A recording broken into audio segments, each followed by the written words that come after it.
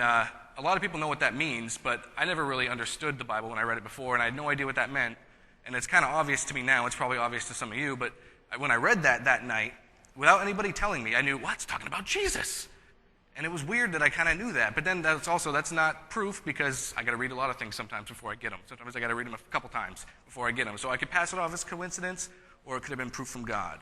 At the time, I was doubting science and evolution and stuff like that because of that, and that kind of goes against a little bit what the Bible says and stuff like that. God sent a guy named Paul Veit to the church. He was a creationist scientist, and that was right about the time I was really doubting, well, there's evolution. Evolution says the earth was created billions of years ago. And there's a lot of good science and all that. There's good science behind it. I'm not saying evolution is a bad theory. I believe it's a bad theory, but there's a lot of good science behind it. There's people are not stupid to believe it, but there are things that refute it as well. And when he came and talked about science from the Bible and things in the Bible like proof of the flood, all kinds of different things like that, it really got me thinking. And it was right about the same time. Coincidence? Could have been a coincidence. Could have been God. Didn't know for sure. And then also another one, there was a time when my mother really started getting into learning about Judaism, which is what Christianity originates from. And she learned all about Judaism and stuff, and she was telling me stuff about Judaism and things and reasons they don't believe in Jesus, or why they don't believe that Jesus is God, or why they think he was just a false prophet and stuff. She was telling me why they believe that, and she showed me some things in the Bible that were a little compelling. But then, around that time, we had a guy named Abraham Sandler come to the church, who was a Messianic Jew, a Jew who talked about why he became a Christian, and it showed all kinds of more evidence. And there's literally hundreds of prophecies in the Old Testament about Jesus, which were written thousands of years before he was born. Some of them hundreds, some of them thousands. And again, could have been a coincidence, could have been God. I didn't know for sure. So I wanted a sign. I just wanted God to show me something that was proof, but he didn't give it to me. He wouldn't do it. He would not give me an angel like I wanted. He wouldn't give me some kind of miracle or something like that. And I didn't know why. I do now, but I didn't know why then. But there came a day, there were all these things, God's glue, I call it, all these little coincidences that could have been coincidences, could have been from God. There were all these things, and I decided one day I was going to believe the Bible. Even though I still had doubts, even though I still couldn't really explain it, especially with all these arguments from the Da Vinci Code and stuff like that, I decided one day that I was going to believe the Bible. That wasn't too long ago. This was a whole 6-year process for me of learning and finding out why I should believe the Bible. So this all didn't happen all at once. But after I decided to believe the Bible, there was a short time, probably a few months or so of testing, I like to call. God always, he seems to give us tests. When we say we're going to make a commitment to something, we get tested a little bit. So we don't always get our answer right away. We don't always get what we want right away. But God has promised that it will come. And I want to tell you guys, today, I believe the Bible. I believe every word of it. I believe it cover to cover. I don't believe the cover because the cover doesn't say anything. But I believe everything in between the covers. And I'm going to tell you why. I'm going to tell you what God showed me. And a lot of what I'm going to say, he showed me, I watched a YouTube video. It's a video by an apologist named Vadi Bakum. Some of you might have heard of him. He talked about, the video is called, if you know how to use YouTube, just type in why the Bible is true and look for Vadi Bakum. It's a very good video. I have to say that because I'm going to say a lot of the same things he said, I'm going to say in the exact same way because he said I'm really good and I don't want you guys to think I'm plagiarizing if you saw the video or if you go and watch the video. Yes, I'm going to copy him. But it's okay. He said it's okay. I can do that. Okay. So with all this stuff that has happened in history, probably a lot of you know about it, the question we all as Christians have to be prepared to answer is, why do you choose to believe the Bible?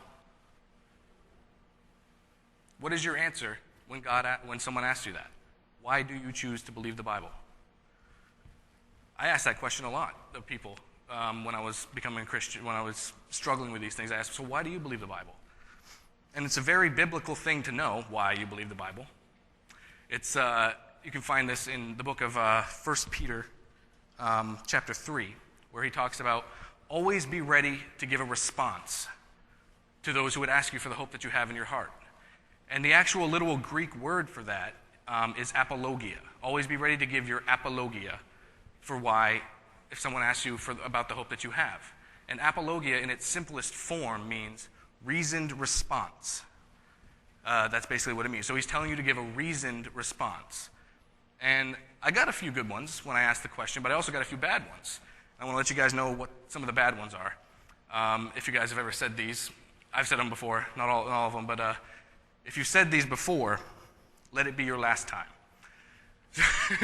Because they don't work. But I'm going to give you a couple of the answers that I got that didn't work for me. And I just want to tell you guys, too, a couple of the answers that don't work. Because you might have given them, and it's okay if you've given them. Bless you if you've given them. I love you, but don't do it. Because these are answers that a lot of people give. The first one is, that's how I was raised. I asked a lot of people, why do you believe the Bible? They say, that's how I was raised. And if you said that before, it's okay. That's good. That's true. That's true for you. But that wasn't true for me. I wasn't raised to believe the Bible. And there were a lot of things that everybody in here was raised with that are just wrong. Amen? A lot of things that you were raised with are wrong. I hope there's no kids in here, but if you got a couple kids in here, you got a few surprises coming when you get older. You're going to learn about a couple things that you think are real that aren't real. Have to do with some holidays and stuff like that. But a lot of us were raised to believe that, but it's just wrong. Who was ever told growing up, if you go outside without a hat on, you'll catch a cold? Has anyone ever told that? I'll never forget the day I realized cold is a virus. Doesn't matter if you got a hat on, hat off, you're still going to catch a cold. My mama lied to me. I love my mama, I love your mama, but our mamas lied to us. And if you say that you were raised to believe the Bible, well, that argument's not good enough. Because there were many people who were raised to believe other things and other books that clearly contradict the Bible. So that answer doesn't work. It doesn't hold water. Another answer that is commonly given, that I have given this one myself because I didn't have anything better. Hopefully I'm going to give you guys a little bit better of an answer today. But the answer I was given a lot, that I've given myself as well, is I tried it and it worked for me. Or something along those lines. I tried it and it worked for me. Now you say, what's wrong with that answer? Well, what's wrong with that answer is it opens a logical hole big enough to fill this building. Because there are a lot of things that people have tried that have worked for them. When I became a Christian, at that time, my mother was a Buddhist. And she didn't really raise me, she didn't really indoctrinate me into Buddhism, but we talked about it, and she taught me a lot about it. And she believed it. And there's a lot of good teachings in Buddhism that agree with the Bible. I'm not trying to diss Buddhism or anything. But she believed it because she tried it, and it worked for her. So that answer's not good enough either. It just doesn't work. I've given that answer too because I didn't have anything better. Now, you guys are looking at me like that right now, and I know this look. It's, okay. You just took away my two best answers. You got to replace it with something. Do you guys want a better answer? Do you guys want the answer that I give when someone asks me why I believe the Bible? Okay, I learned this answer not too long ago, so I haven't given it very many times, but it works very well. But before I can give you the answer, you guys got to ask me the question. Thank you, that's close enough. All right. Why do I believe the Bible? I believe the Bible because it is a reliable collection of historical documents written down by eyewitnesses during the lifetime of other eyewitnesses. They report supernatural events which were written down in fulfillment of specific prophecies, and they claim that their writings were divine rather than human in origin. I know that look too. Can you say that again real slow? I'll explain it a little better. That's my answer. First, I want to deal with a couple of arguments before I explain that. Because I brought up some good arguments against the Bible, and now I can't leave you with those because I got to refute them. Or else you're going to walk out and be like, well, what did he do? Okay, I'll start with the translation argument. The translation argument says that this has been translated so many times that in itself renders it unreliable because of the person game. You know, you line up 10 people, tell one person one thing, but all the way down the line it's completely changed. Now, I read from the NIV. It's New International Version of the Bible. And what that argument assumes is that this Bible right here that I'm holding in my hand was translated from something like the Old English, from something like the Old King James or something like that. It was translated from a translation.